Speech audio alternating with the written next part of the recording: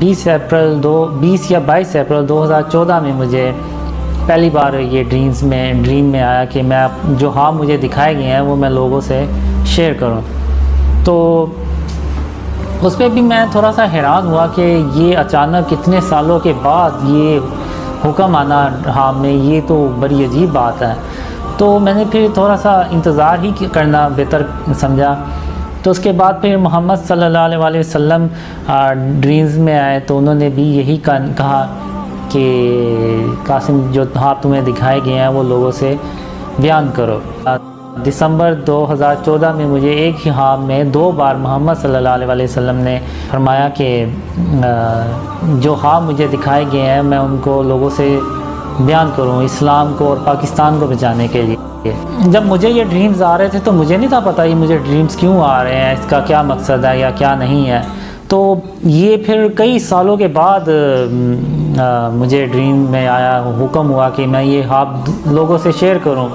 تو مجھے نہیں تھا پتہ اس وقت، یہ میرے لیے بھی ایک شوکنگ چیز تھی کہ یہ کیسے ہو سکتا ہے کہ ان ڈریم سے تو شاید میرے اپنے گھر والے یقین نہ کریں، تو یہ لوگ کیسے یقین کریں گے.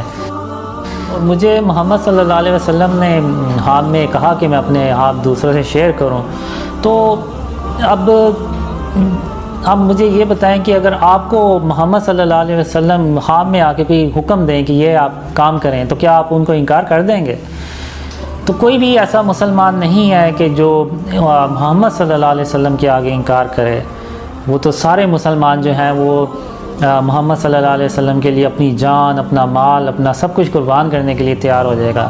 تو اسی طرح میں بھی تھا کہ جب محمد صلی اللہ علیہ وسلم نے حکم دیا تو پھر میں نے کہا کہ آپ کے لیے تو جان بھی حاضر ہے. تو یہ تو پھر ڈریمز ہیں اور بیڈ کمنٹس آتے ہیں، مجھے بھی تھوڑا سا ہرٹ ہوتا ہوں، میں برا لگتا ہے مجھے.